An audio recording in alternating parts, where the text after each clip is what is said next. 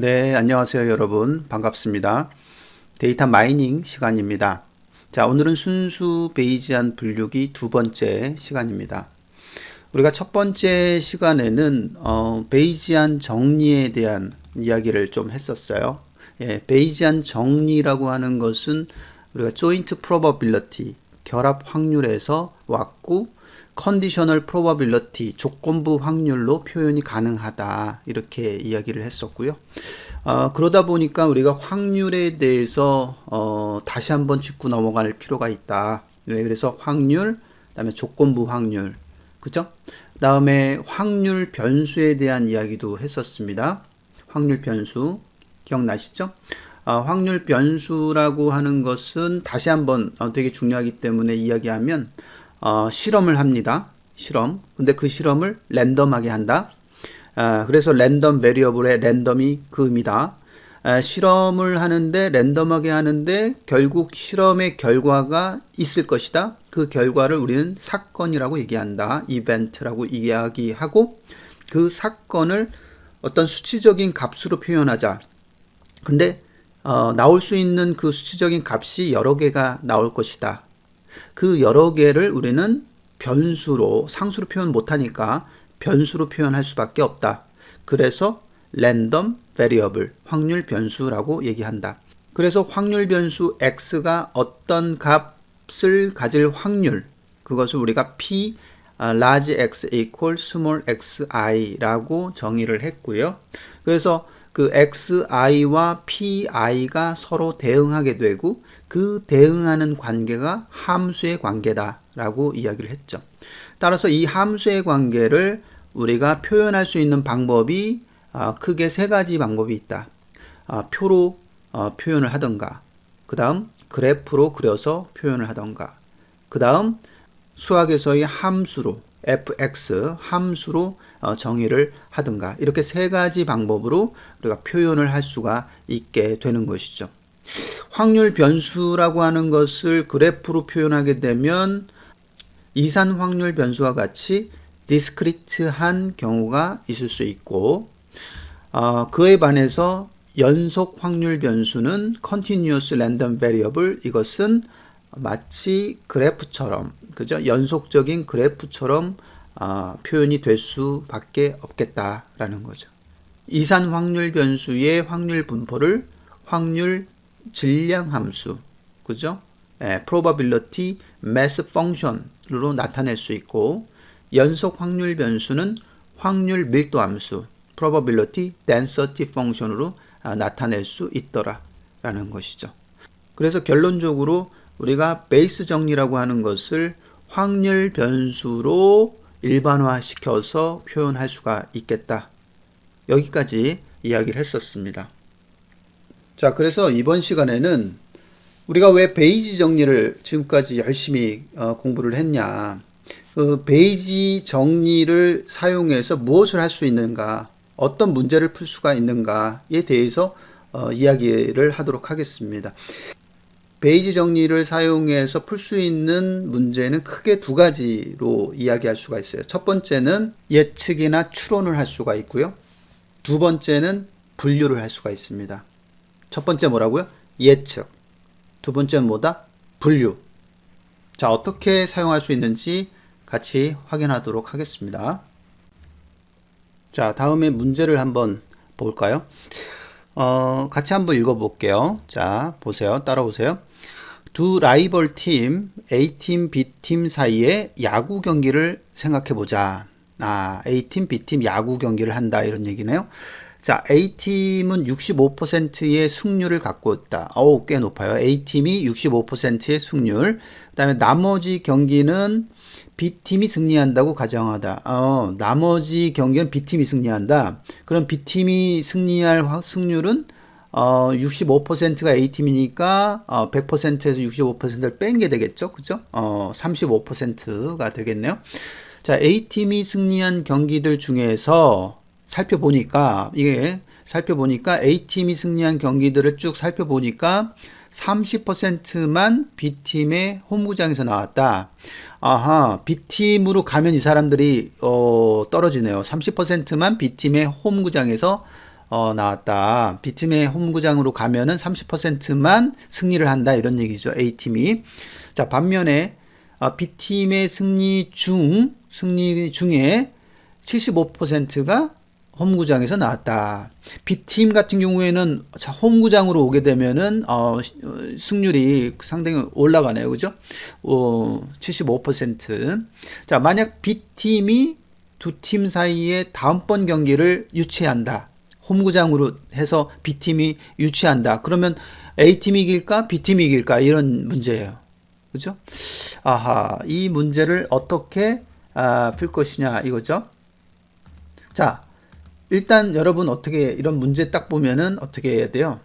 문제를 파악해야 되죠. 문제를 이해하고 파악해야 돼요. 예. 문제를 파악하는 방법을 제가 이렇게 단계적으로 좀 기술을 해놨습니다. 자, 한번 따라와 보세요. 자, A팀과 B팀 사이에 야구 경기를 한다. 이게 뭐예요? 실험한 거죠, 실험. 실험으로 보자. 라는 거죠.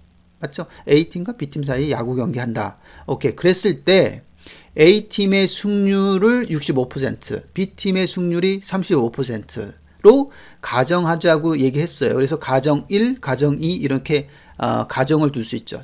어떻게 보면 조건이에요, 조건. A팀의 지금 승률 65%, B팀의 승률 35% 정도 된다라는 거죠. 자, 여기서 그 질문의 그 마지막 분, 저 빨간색 부분, 만약 B팀이 두 팀 사이에 다음번 경기를 유치한다면 어느 팀이 승리할 것인가 라고 하는 요 부분이 있죠. 퀘스천. 예, 요게 문제인데 요 문제 속에서 사건들을 도출을 해내야 됩니다. 사건. 예. 사건 1 한번 도출해 본 거. 경기를 유치하는 팀이 있을 거예요. 그죠? 경기를 유치하는 팀. A팀이 유치하냐, B팀이 유치하냐, 이거. 경기를 유치하는 팀을 사건 1으로 보자. 자, 그 다음 경기를 승리하는 팀, A팀이 승리할 수도 있고, B팀이 승리할 수도 있죠. 그죠? 그래서 경기를 승리하는 팀, 이걸 사건 2로 놨습니다. 자, 이렇게 사건 1과 2를 결정을 하고 정의를 한 거, 중요하죠. 우리가 사건 1을 경기를 유치하는 팀으로 정의를 했어요. 자, 그러면 생길 수 있는 값이, 수치적으로 우리가 표현을 해야 되기 때문에 0, 1 이렇게 표현하자고요. 사건 1 경기를 유치하는 팀이 0이다 라고 하면 이거는 A팀이 유치한다. 그리고 1이다 그러면은 이건 B팀이 유치한다. 이렇게 정의를 한번 해보고 싶은 거예요. 네. 그래서 0, 1 이렇게 되고 요게 바로 확률 변수 X라고 두자고요. 그 다음에 사건 2가 경기를 승리하는 팀이죠. 이것도 마찬가지 수치적인 값으로 우리가 대응을 해야 되죠. 표현을 해야 되는데 0 아니면 1이죠. 이것도 0이면은 A팀이 이긴다. 1이면 B팀이 이긴다. 그래서 요거를 확률 변수 Y로 두자라는 겁니다. 자, 문제를 파악하고 있습니다. 지금 단계에서 어떻게 문제를 읽어가면서 여러분들이 이게 어떤 실험이구나. 그리고 이 문제 속에서 우리가 얻을 수 있는 데이터가 무엇인지 가정 1, 가정 2 이걸 가지고 이걸 도출을 해야 되겠죠. 문제를 읽으면서. 그죠? 그 다음에 맨 마지막에 물어보는 프로블럼 문제 속에서 어떤 사건 1과 2 이거 사건을 우리가 추려낼 수 있는지 이 부분. 자, 이 사건은 결국 나중에 뭐가 돼? 확률 변수 X, 확률 변수 Y가 된다라는 거. 자, 이런 식으로 단계적으로 고민을 하면서 정리를 한번 해 보셔야 됩니다. 됐죠? 네, 그래서 다음 슬라이드에 보면 확률 정수를 딱 정했어요. 예, 확률 변수 X, 그 다음에 확률 변수 Y 이렇게 딱 정했고 X equal 0 혹은 X equal 1 이렇게 두 가지가 나올 수 있다는 거지. 그래서 X equal 0이면 A팀이 유치한다. 그 다음에 X equal 1이면 B팀이 유치한다. 됐죠? 그 다음에 확률 변수 Y에는 Y equal 0이면 의미가 뭐다? A팀이 승리한다. Y가 1이면 B팀이 승리한다. 됐죠? 자, 그래서 문제를 파악하고 두 번째 뭐다? 확률 변수를 정하자.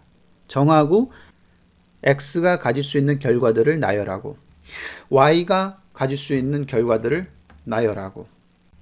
네, 좋습니다. 자, 다음 슬라이드 볼게요. 자, 이제는 문제 속에서 어떤 데이터가 있는지를 파악하고 그 데이터를 수집해서 정리를 하셔야 돼요. 그리고 그 정리된 거를 수학적인 기호, P 기호로, 확률 기호로 표현을 해 보셔야 됩니다. 자, 해볼게요. 자, 우리가 문제를 쭉 읽으면서 수집할 수 있는 데이터가 뭔지 한번 파악해 보세요. 자, 일단 A팀이 이길 확률 얘기했죠. 그게 A팀의 승률이죠. 자, 그거를 P 가로치고 Y equal 0 가로 닫고 이렇게 쓸 수 있느냐? 여러분들. 그 빨간색 지금 P 가로치고 Y라고 하는 확률 변수 equal 0 요거 Y가 제로가 될 확률 이렇게 쓸 수 있느냐? 그렇게 쓸 수 있어야 되는 거예요. 그게 중요해요. 자, 그렇게 쓰고 그게 뭐야? equal 0.65 이렇게 65%니까 0.65 됐죠? 그 다음 B팀이 이길 확률 이게 B팀의 승률인데 이거는 결국은 문제 속에서 B팀의 승률이라고 딱 얘기하진 않았지만 A팀이 65%인가 B팀은 거기에 35%잖아요. 그래서 결국 얘는 의미하는 게 P 가로치고 Y equal 1이라는 확률 Y가 1일 때의 확률 그죠? 이거는 결국 1 빼기 P Y equal 0이니까 0.35 이렇게 쓸 수 있어야 됩니다. 됐죠? 그 다음 A팀이 승리하고 B팀의 홈구장인 확률 이거 구할 수 있어요. A팀이 승리를 하고 B팀의 홈구장인 확률 조건부 확률로 표현이 가능하다라는 것을 인지하시고 이렇게 쓸 수 있어야 돼요. 수학적으로. 자, P 가로치고 A팀이 승리한다 라는 조건이니까 그 버티컬 바 오른쪽부터 먼저 보시면 y equal 0인 경우에서 기본 y equal 0잖아요. 그죠? y equal 0가 A팀이 승리한다 이런 기본 y equal 0를 하고 그 다음 홈구장인 경우 x equal 1 이렇게 됐어요? 그게 뭐다? 30% 그렇게 나올 확률이 30% 됐어요. 그 다음에 B팀이 승리를 하고 B팀의 홈구장인 확률 네, 그것도 마찬가지 P 홈구장 B팀의 홈구장이니까 X는 1 그 다음 given Y equal 1 이렇게 B팀이 승리하니까 그게 조건이 돼야 되고 그 조건이 만족한 경우에 X가 1일 확률 그게 0.75가 되죠. 자, 지금 우리가 문제 속에서 데이터를 수집을 한 거고 그 수집된 것을 수학적인 표현으로 바꿔야 돼요. 트랜스포밍을 할 수 있어야 돼요. P 가로치고 Y equal 0, Y equal 1 뭐 이런 식으로 그 다음에 조건부 확률 자, 요거를 기술할 수 있는 능력이 되게 중요하고요. 자, 그 다음에 실제 풀어야 되는 문제가 어느 팀이 승리할 것인가잖아요. A팀이냐 B팀이냐 이거잖아요. 언제 B팀이 다음번 경기를 유치한다. 그럴 때 그죠? B팀이 다음번 경기를 유치하는 조건에서 A팀이 이길 거냐 B팀이 이길 거냐 이거잖아요. 그래서 이렇게 표현할 수 있겠어요? P, Y equal 0 given X equal 1 요거와 P, Y equal 1 given X equal 1 이렇게 쓸 수 있겠어요? 그러니까 기분은 다 똑같지. 뭐냐? B팀이 유치를 하는 거예요. B팀이 홈구장이어야 돼. X equal 1 이거 1 조건에서 Y equal 0는 A팀이 이기는 경우 그죠? Y equal 1은 B팀이 이길 경우 그때의 확률이잖아요. 그래서 그 두 개의 확률을 각각 구해서 확률이 높은 쪽을 보고 그 확률이 높은 쪽이 그 팀이 이기게 되는 그런 부분이죠. 그렇죠. 됐죠? 맞죠? 지금까지 한 이 단계가 상당히 중요한 단계예요. 여러분들이 문제를 쭉 보고 파악을 하면서 데이터를 수집을 하셔야 되고요. 그 데이터 수집된 것을 수학적인 기호, 확률 기호, 조건부 확률 이걸로 표현할 수 있어야 돼요. 지금 우리가 확률 변수를 막 공부하고 조건부 확률을 공부하고 지금 막 이런 게 결국은 이거 쓸 수 있게끔 하기 위해서 이렇게 이야기한 거고요. 여러분 학습하신 거예요. 네, 아주 쉽지는 않지만 그래도 아주 어렵지는 않을 거예요. 그죠? 그 다음부터는 이제 뭐예요? 문제를 푸는 거죠. 문제를 푸는 거. 공식에 대입해서 문제를 푸는 부분이죠. 그래서 우리의 그 목표대로 일단 그 두 개의 그 확률을 구하면 됩니다. 그래서 이 중에 py equal 1 given x equal 1 요거를 한번 풀어보죠. 우리가 그동안 배웠던 베이스 정리에 대응을 하면 되는데요. 정리를 하니까 px equal 1 분의 그 다음에 px equal 1 given y equal 1 그죠? 그 다음에 p의 y equal 1 이렇게 되잖아요. 그죠? 그런데 우리가 문제 속에서 파악한 게 py equal 1 이거 빨간색 그 부분은 파악이 됐고요. 그 확률. 그 다음에 y가 1인 조건에서 x가 1인 조건 요것도 파악이 됐어요. 그죠? 그래서 파악된 그 수치대로 얘를 집어넣어서 곱하기 하면 됩니다. 자, 그런데 이 분모를 보면 p의 x equal 1이라고 하는 부분. 그러니까 이 부분은 어때요? p equal x equal 1이 우리가 가지고 있는 데이터에는 없어. 그래서 어떡하지? 어떻게 하면 될까요? 화살표로 쭉 내려오면 요 부분. 자, 요 부분 살짝 잘 보세요. 위에 x equal 1을 쭉 밑으로 이렇게 바꿀 수 있는가? 지금 확률의 덧셈 법칙이고요. px가 1, y equal 1 더하기 px equal 1, y equal 0. 자, 이렇게 바꿀 수가 있을까요? 한번 보세요. 자, 잘 보시면요. x가 1인 확률은 생각해보면 x가 1이고 y가 가질 수 있는 모든 경우를 다 joint probability로 구한 다음에 다 더하면 x가 1인 확률일 거라는 거죠. 그죠? y의 모든 결과값과 x가 1인 경우에 교집합에 해당되는 그 부분을 그 포션을 다 더한 게 x가 1인 확률일 거라는 거예요. 이 부분에 대해서 리저너블 하죠. 그죠? 그랬을 때 요거를 marginal probability of x, x의 marginal, 이게 주변이란 뜻인데 marginal probability, 주변 확률이다 이렇게 얘기를 합니다. 다시 말하면 x가 관계하고 있는 모든 주변에 대한 확률을 joint probability로 계산을 해서 걔네들을 다 더하면 그냥 그 x1이 가지는 확률이 된다. 이런 얘기입니다.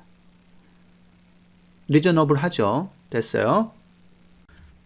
그래서 분모의 각각 joint probability에 해당되는 부분은 우리가 공식에 대입하면 이렇게 되잖아요. 그죠? px equal 1 given y equal 1 곱하기 py equal 1 더하기 그 다음에 오른쪽은 px equal 1 given y equal 0 곱하기 py equal 0 이렇게 해요. 그래서 이렇게 쓸 수 있고요. 그래서 결론적으로 우리가 다 구할 수 있죠. 그래서 분모에 해당되는 그 텀과 분자에 해당되는 그 텀들을 다 우리가 구할 수가 있기 때문에 거기 이제 다 대입을 하면은 확률이 나오죠. 그래서 그 확률을 봤더니 얼마가 돼요? 0.5738 이렇게 나와요. 그럼 0.5738은 결국 어떤 확률이라면 0.5보다 큰 확률이 되고 제가 뭐예요? 어느 팀이 이길 확률이에요? y가 1이니까 b팀이 이길 확률인 거죠. b팀.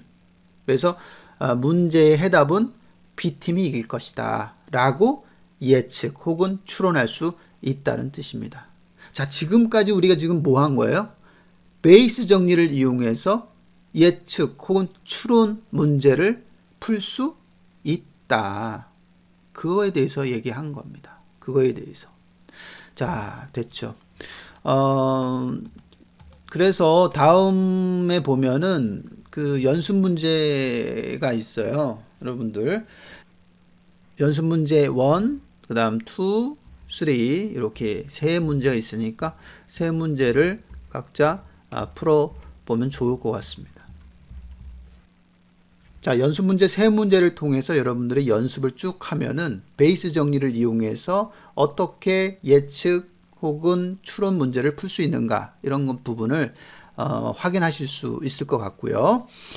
어떻게 풀라고요? 근데 방법이 첫 번째, 문제를 읽고 문제를 파악하라. 그리고 머릿속에서 파악하지 말고 기술을 하라. 설명을 쭉 써라. 그래서 어떤 실험을 했냐. 그 다음에 문제 속에서 어떤 가정들이 있었는지, 그 다음에 거기서 사건이라고 하는 그 결과값들을 도출할 수가 있는 것인지, 그 사건의 결과값을 수치적인 값으로 표현한 변수인 확률 변수로 표현할 수 있는 것인가 라고 하는 거. 그 확률 변수로 정의가 되면 그 다음부터는 다시 한번 문제를 읽고 데이터를 문제 속에서 수집을 하셔야 되죠. 그 다음에 그 데이터를 그 텍스트로 되어 있는 글자로 되어 있는 그 데이터를 뭘로 바꿔? 수학적인 표현으로 기호로 바꿀 수 있어야 되고요. 그래서 수학적인 기호로 바꾸게 되면 여러분들이 쭉 지금까지 봤던 베이스 정리가 눈에 들어오게 되고 베이스 정리에 우리가 문제 속에서 수집했던 그런 데이터들을 베이스 정리에 대입하면서 문제를 풀 수가 있게 되는 것이죠. 자, 됐죠? 자, 다음 슬라이드 보면요. 지금부터는 이제 그 분류 쪽으로 넘어가자고요. 베이스 정리를 예측 혹은 분류 문제를 풀 수 있다. 이렇게 그 서두에 말씀을 드렸었는데, 자, 분류 문제를 어떻게 베이스 정리를 이용해서 풀 수 있는가 한번 생각해 보자고요. 자, 일단은요, 저 오른쪽 저 하단에 보면 테이블이 쭉 있잖아요. 데이터요. 레코드 셋 있죠? TID, refund, status, taxable income, 그 다음에 evade. 그래서 attribute가 쭉 있고 evade가 여기 보면 no하고 yes로 이게 클래스죠. 예. 그래서 데이터셋이 이렇게 주어진 거죠. 그래서 이렇게 데이터셋을 주어졌을 때 얘네들을 어디에? 분류 문제에 사용하자. 다시 말하면 이제 새로운 데이터셋을 딱 줬을 때 이게 evade가 no냐 yes냐 이거를 분류시켜주는 그런 분류기를 얘기하는 거예요. 됐죠?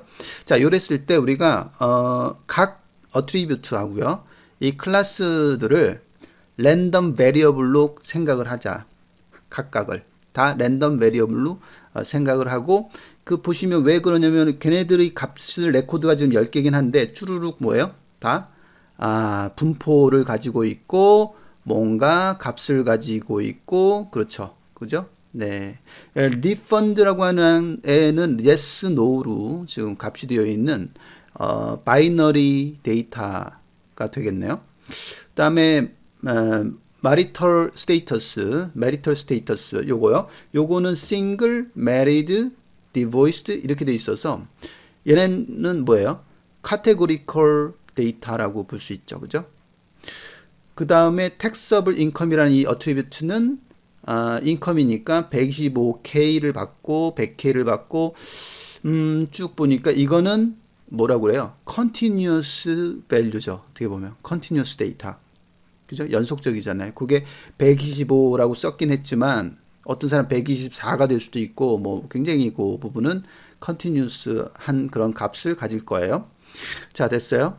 어찌됐든 얘네들은 확률 분포를 따르는 랜덤 베리어블로 각각을 생각을 해보자. 자, 그렇다면 이런 데이터셋이 주어져 있을 때 새로운 레코드가 딱 왔어요. x1, x2, 점점점, xt. 그러니까 여기서 d라고 하는 거는 dimension이죠. 그래서 차원이에요. 그래서 지금은 어트리뷰트가 3개인데 뭐 2개가 올 수도 있고 하나가 올 수도 있고 3개가 다 올 수도 있고 뭐 그런 겁니다. 어트리뷰트 x1, x2, 점점점, xt라고 하는 속성을 갖고 있는 레코드가 딱 왔을 때 우리의 목표는 뭐다? 딱 보고 걔는 클래스 Y야. 클래스 뭐야? 라고 예측해보자 라는 겁니다. 네, 그래서 이 부분 있잖아요. specifically. 예, 명시적으로 말하면 이 부분 결국은 조건부 확률로 표현이 가능하다는 거죠. 그래서 x1, x2, 점점점, xt라고 하는 어트리뷰트 조건이 해당이 되면 그때 y의 확률, 그 확률을 최대화시키는, maximize, 최대화시키는 그런 y의 값을 찾는 것이 바로 이 문제를 해결하는 그런 부분이다. 이런 얘기죠. 그렇다면 우리가 데이터로부터 직접 이 p, y given x1, x2, xt 이거를 estimate 할 수가 있을까? 그래서 이 조건부 확률을 우리가 지금까지 배웠던 베이즈 정리로 이렇게 표현할 수가 있겠죠. 그래서 왼쪽에 이 조건부 확률 지금 얘기했던 우리가 풀어야 되는 이 부분을 posterior probability 사후 확률이라고 이야기하고 있고요. equal 다음에 오는 이 부분 보시면 그 베이스 정리로 그대로 매핑한 그 부분 있죠. 여기에 분모, 분자 이렇게 들어가고 이 분모에 해당하는 P 이 부분이 그 애트리뷰트의 집합에 해당되는 부분이 그대로 들어오게 되는 거죠. 이 부분 조건에 해당되는 부분이 분모에 바로 들어오고 그리고 이거를 다른 말로 이제 증거, evidence, 증거라고도 얘기하죠. 새로운 new attribute의 레코드가 딱 들어온 거, 요거 x1, x2, 점점점, xt라고 하는 이 확률을 evidence probability, 증거 확률이라고도 얘기할 수 있겠다라는 거죠. 자, 그거 분의 그 다음에 분자의 py라고 하는 요 확률은 일단 y라고 하는 게 사전에 발생되는 사전 확률이죠. 그래서 prior probability라고 얘기하는 거죠. 기존의 y라고 하는 확률이 있고 그러니까 이것은 기존의 y라고 하는 클래스 라벨들의 분포에 대한 기존 그 믿음이 이미 존재하고 그죠? 이런 믿음은 우리가 관찰하고 있는 그죠? 지금 새롭게 들어오는 그 증거 attribute value하고는 무관한 인디펜던트한 기존에 구축되어 있는 사전에 구축되어 있는 그런 어떤 믿음 이런 것들을 반영한 그런 확률이 이미 구축되어 있기 때문에 우리는 이거를 prior probability라고 사전 확률이라고 이야기할 수 있다라는 거죠.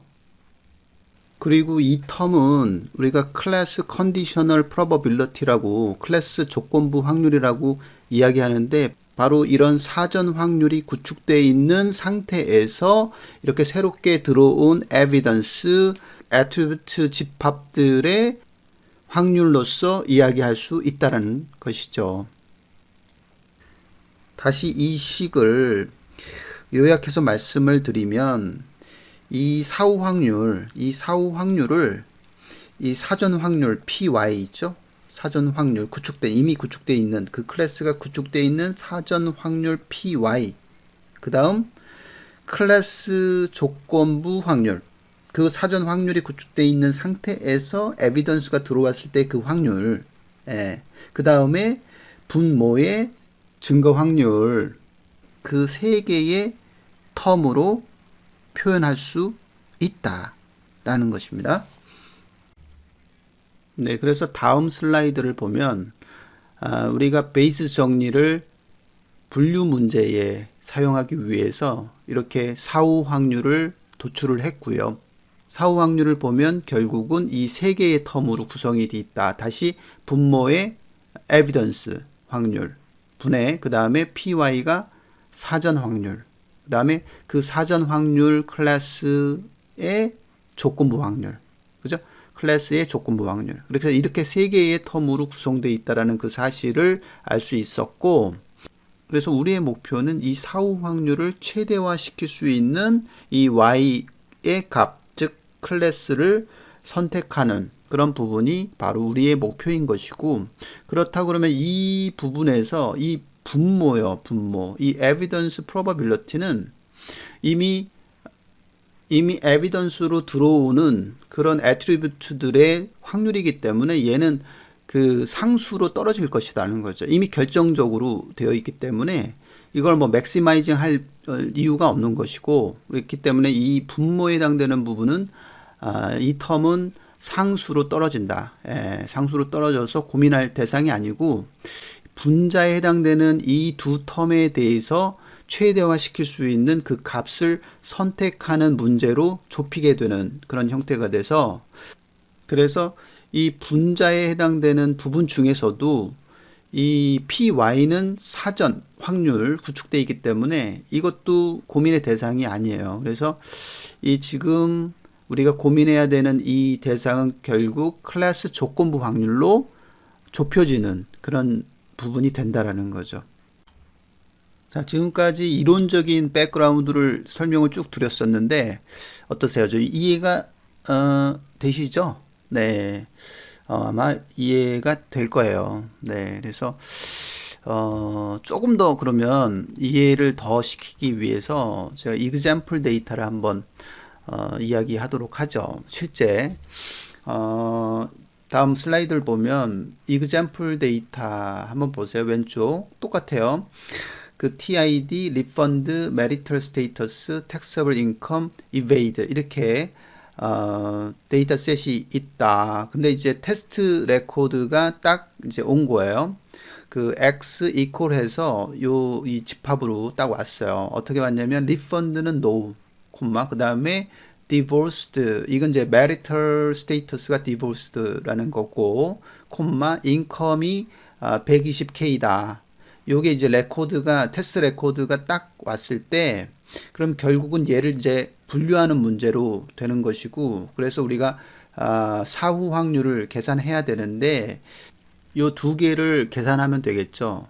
P evade equal yes given x 요거하고, 그 다음에 P evade equal no 일 때 given x 요 두 개의 확률을 계산을 하면 되겠죠. 그래서 이 계산 두 개를 해서 어떤 쪽의 확률이 더 높은지, 그 높은 쪽에 있는 그 클래스의 값이 해당 클래스로 매핑 시키면 되겠다라는 것이죠. 목표는 그거예요. 목표는 특별한 거 없습니다. 그래서 요 두 개를 구하면 되고, 요 두 개는 그러면 어떻게 구해?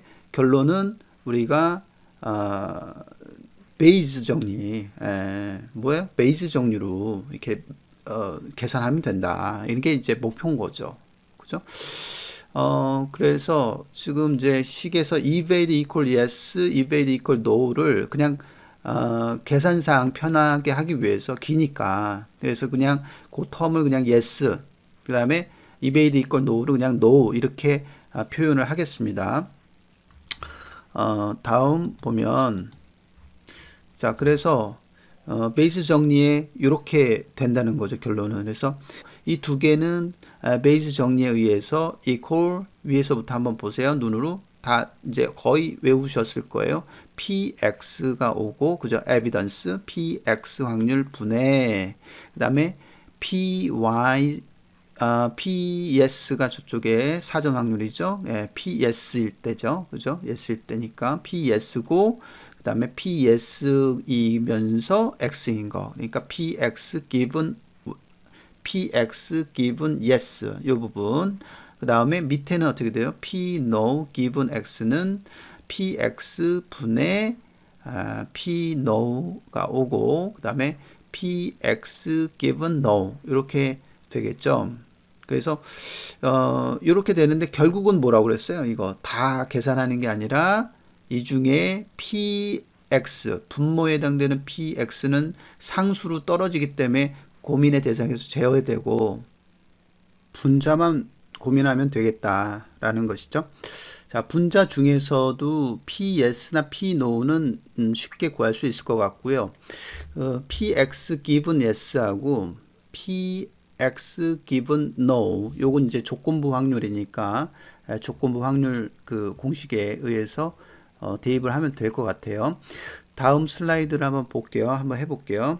그래서 PX given yes, 요거는 네, 여기서 가정을 하나 둬야 됩니다. 그래서 그 가정은 결국 뭐냐면 conditional independence, 조건부 독립성이라고 하는 가정을 하나 둬야 됩니다. 이게 중요한 포인트고요.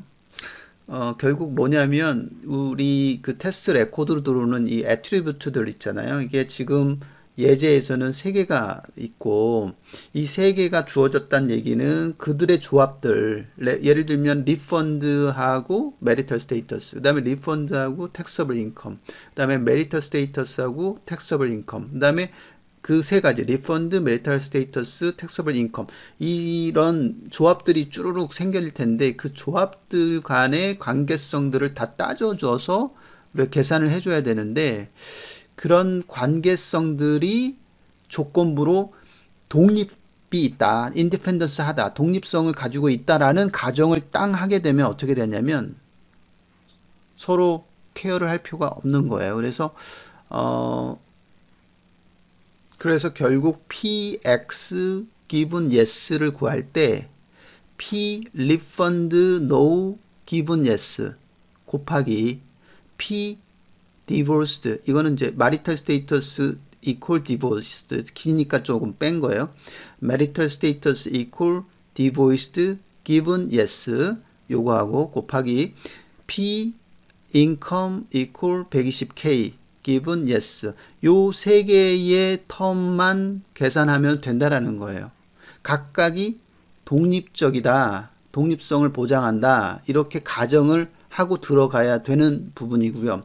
이런 가정 때문에 베이스 분류기가 아니라 뭐예요? 앞에 나이브 베이스 분류기. 그래서 나이브라고 하는 순수, 나이브라고 하는 그 용어가 붙은 이유가 바로 여기 컨디셔널 인디펜던스라고 하는 가정을 하고 들어가고 있기 때문에 그렇습니다. 그래서 이 부분이 이제 가정으로 들어간다는 거. 그래서 나이브 베이스 클래시파이어는 이런 스타일로 계산을 하게 된다라는 거. 사실 이렇게 가정을 둔 게 상당히 중요한 포인트거든요. 이 속성이 지금 우리가 예제에 봤을 때 이게 속성 어트리뷰트가 3개잖아요. 3개인데 그거를 다 조합을 계산을 해주는 거는 굉장히 계산량이 많아지게 되는 거고 복잡해지는 부분이고요. 근데 그거에 반해서 그 이렇게 나이브하게 하면 계산 이 부분이 굉장히 심플해지게 되고요. 이게 속성 그 개수가 3개가 아니라 만약에 굉장히 많아졌다, 많다라고 하면 그 계산 속도는 그 계산의 복잡도는 더 올라가거든요. 그렇기 때문에 그 계산량이 많아지고 좀 안 좋은데 결국은 이 컨디셔널 인디펜던스라고 하는 이 가정이 들어가면서 독립적으로 보기 때문에 굉장히 심플해지는 계산이 될 수 있고 우리는 굉장히 심플해졌다 이렇게 생각할 수가 있습니다. 그게 이제 장점이죠. 나이브 베이스 분류기의 장점이 될 수도 있다라는 것입니다. 이제 그래서 여기 한번 하나씩 이제 그 데이터를 보고 요거 따져주면 되거든요. 그 P refund equal no given yes 요것만 먼저 한번 볼게요. 일단 클래스가 yes예요. yes는 지금 전체 레코드가 10개죠. 10개 중에 no가 한 둘, 넷, 여섯, 7개고요. yes가 하나, 둘, 3개잖아요. 그죠? 그래서 yes인 경우가 3, 그래서 3분의 이렇게 되고 그 3개 중에 이제 리펀드가 no인 걸 한번 찾아보세요. 리펀드가 no 요거 5번째 그거 하나 있고 그 다음에 리펀드가 no 8번째 레코드 그죠? 그 다음에 또 10번째 레코드도 리펀드가 노우네요. 그래서 3분의 3 이렇게 되죠. 3분의 3 이렇게 나오고요. 그 다음에 두 번째 확률 P는 divorced, 그 다음에 given yes. 요거 보면 그 세 개 중에서 디보이스드 된 것만 한번 또 뽑아볼게요. 레코드 다섯 번째 거 디보이스드죠. 그렇죠? 그래서 요거 하나. 그 다음에 나머지는 싱글이니까 뭐 계산이 안 되겠죠. 그래서 전체 그 예스인 게 3, 그죠? 3분의 요거 다섯 번째 레코드. 그래서 3분의 1 이렇게 되는 거죠. 자, 그 다음 세 번째 그 확률 한번 계산해 보죠. P는 income equal 120K given yes. 자, yes 세 개 중에서 이제 그 income equal 120K 해야 되는데 이제 여기서 제가 이제 퀘스천 이렇게 했잖아요. 여기서 이제 문제가 발생되는 거죠. 이거 어떻게 돼야 되지? 지금 인컴이 equal 120K라고 하는 것은 사실 yes에는 지금 95K, 그 다음에 85K, 그 다음에 90K 이렇게 되는데 어떻게 계산해야 될지 모르죠. 예, 왜냐하면 taxable income이라고 하는 이 attribute는 데이터 타입이 continuous해요. 다른 리펀드나 마리탈 스테이터스는 이게 바이너리나 카테고리컬로 되어 있는데 이 taxable income은 continuous 하거든요.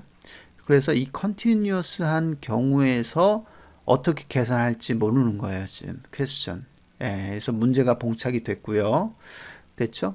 네. 그 다음에 밑에 거 일단은 그 뒤에 슬라이드에서 이 부분에 대해서는 문제를 해결을 할 것이고 그 다음에 이 px given no라고 되어 있는 부분은 마찬가지 이 conditional independence 조건부 독립성을 가정을 하게 되면 이 각각의 attribute들이 독립적이다 이렇게 생각을 하게 되고 그래서 확률 p 이 세 개의 각각 리펀드, 디보이스, 인컴 요거 각각 세 개의 확률만 계산하면 되는 그런 식으로 만들어지고 그래서 첫 번째 식은 어떻게 해야 돼요? 클래스가 노우일 때 조건부 확률이니까 노우는 몇 개라고 그랬어요? 아까 전체 10개 중에 7개니까 7개 7분의가 되고 리펀드 이꼴 노우를 이렇게 보면은 리펀드가 노우는 건 찾아보면 뭐 두 번째, 세 번째, 그 다음에 쭉 가서 여섯 번째, 쭉 가서 그 다음에 아홉 번째. 네, 그래서 이제 7분의 4 이렇게 나오고요. 그 다음에 디보이스드면서 이제 그 노우인 경우 노우가 7분의 디보이스가 돼 있는 게 딱 하나 레코드가 그 다섯 번째죠, 그죠? 예, 그거 그래서 7분의 1 이런 확률이 나오고요.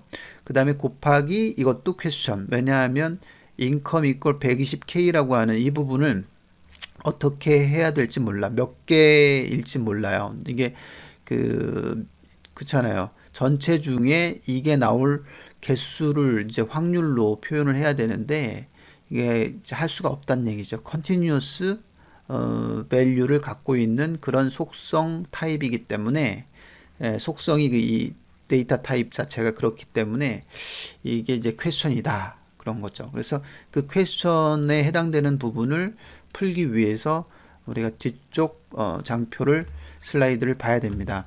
그래서 이 continuous attribute인 경우에는 두 가지 방법이 있습니다. 이걸 해결할 수 있는 방법이 크게 두 가지인데 이게 첫 번째가 discretization 해서 이제 레인지 있잖아요. 그 레인지를 빈으로 분리를 시키는 거예요. 분해시키는 거예요. 그래서 이제 인터벌을 좀 줘가지고 얼마부터 얼마까지는 뭐야, 얼마부터 얼마까지는 뭐야 이런 식으로 인터벌을 주고 우리가 인터벌 밸류로 그거를 생각을 하자. 그 부분을. 그래서 그게 인터벌 밸류로 하면 이제 우리가 셀 수 있는 값이 될 것이고 결국은 컨티뉴어스한 밸류를 오디널 밸류로 트랜스포밍 하는 그런 형태입니다. 근데 이제 결론적으로 보면은 디스크리터제이션은 이제 단점이 있기 때문에 보통 이렇게 사용하지 않고요.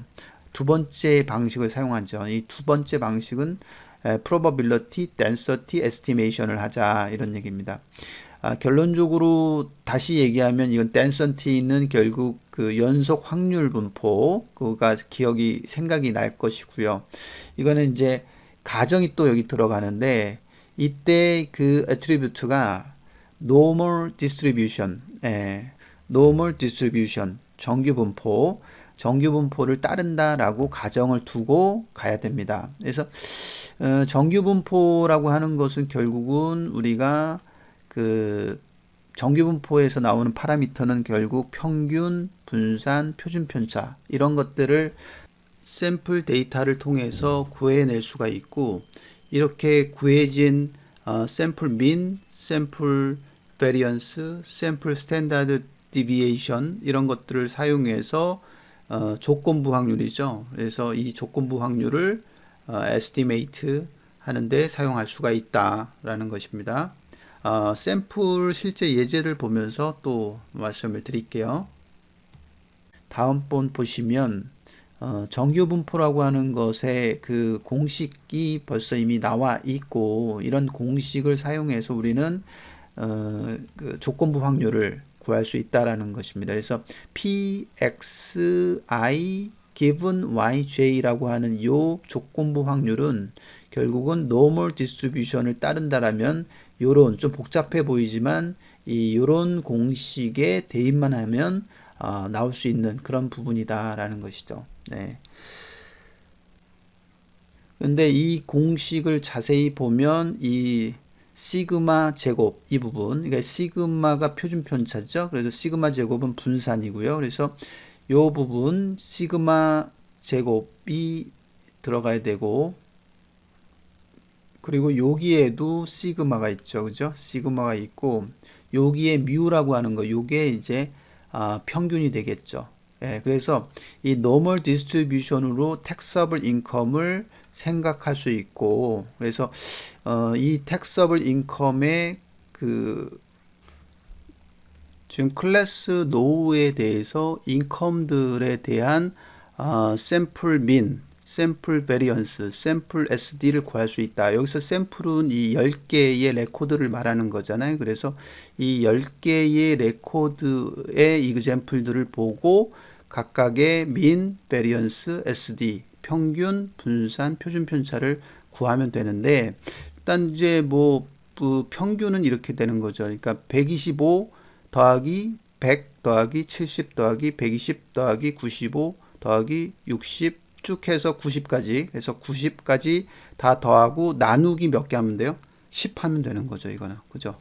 예, 그렇게 하면 요 샘플들의 평균, 샘플 민이라고 하는 값이 나올 것이고, 그런데 여기 조건이 있죠. if class equal no, 클래스가 no인 경우에 대해서만 먼저 해야 되니까, 그죠? yes는 필요 없잖아요. 그러니까 no에 대한 부분만 해야 되죠. 그래서 no가 몇 개죠? 7개였잖아요. 그래서 7개 부분에 대한 샘플의 평균을 구해야 돼요. 그래서 아까 그 yes에 해당되는 그 부분을 추가시키면 안 되고, 그거는 이제 안 해야 되겠죠. 그래서 no 부분만, 그래서 7개 부분이 샘플이 되고, 그 샘플의 평균을 구하면 되고, 그러니까 나누기 10 하면 안 되고 나누기 7을 해야 됩니다.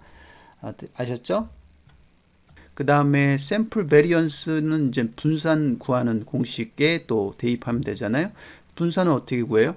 이 125 빼기 평균 하는 거죠. 그거의 제곱 더하기, 그 다음에 100 빼기 110, 이게 평균이니까 그거의 또 제곱, 그 다음에 70 빼기 110, 그죠? 그거의 제곱 해서 쭉 해서 뭘로 나눠요? 7로 나누면 되는 것이죠. 그래서 그게 이제 분산이 나오고, 그 다음에 표준 편차는 그거의 루트 씌운 게 표준 편차가 되겠죠.